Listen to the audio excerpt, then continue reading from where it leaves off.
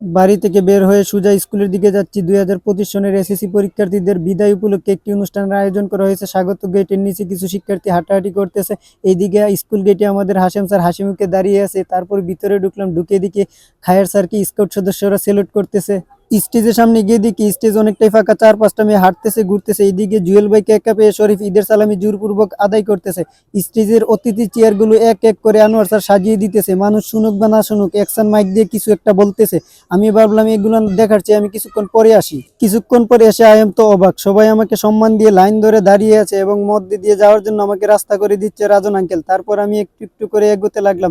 এগোতে এগোতে স্কুল গেটে গিয়ে দেখি বিশাল কাণ্ড। আমার জন্য ফিতা নিয়ে দাঁড়িয়ে আছে অনেক শিক্ষার্থী স্যার। তারপর একটু আগাতেই দেখি কেউ আমাকে পাত্তা দিচ্ছে না। আসলে এগুলো আমার জন্য না, প্রধান অতিথির জন্য। তারপর প্রধান অতিথি আসতেছে, এক এক করে সবার সাথে হাত মিলিয়ে হাত নেড়ে উনি গেটের দিকে এগিয়ে আসলেন। এসে ফিতা কাটলেন, ফিতা কেটে ভিতরে ঢুকলেন। ভিতরে ঢুকে জাতীয় সঙ্গীতের তালে তালে জাতীয় পতাকা উত্তোলন করতেছে। এইদিকে বসে আছে সাবেক শিক্ষার্থী, বর্তমান শিক্ষার্থী সহ অনেকেই। বসে বসে স্কুল জীবনে ঘটে যাওয়া কত শত স্মৃতি নিয়ে গল্পতে মেতে আছেন তারা।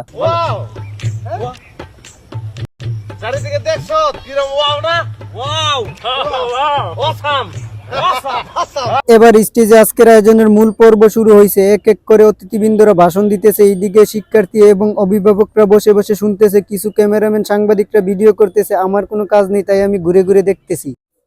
দেখতে দেখতে আমি গরমে অতিষ্ঠ। এবার যাওয়ার পালা। যাওয়ার আগে শয়তান মামা একটু লাড়াচাড়া দিতেছে, তাই এই দিক ঢুকতেছি ওই দিক ঢুকতেছি। এটাই বাস্তব। হ্যাঁ প্লিজ ভাই, পরিবেশটা সুন্দর না? কোনো হইছে আছে? আমি কি কাউকে গালি দিয়েছি? কাহার বিরুদ্ধে বলতেছি? বসেন বসেন বসেন বসেন বসে যান।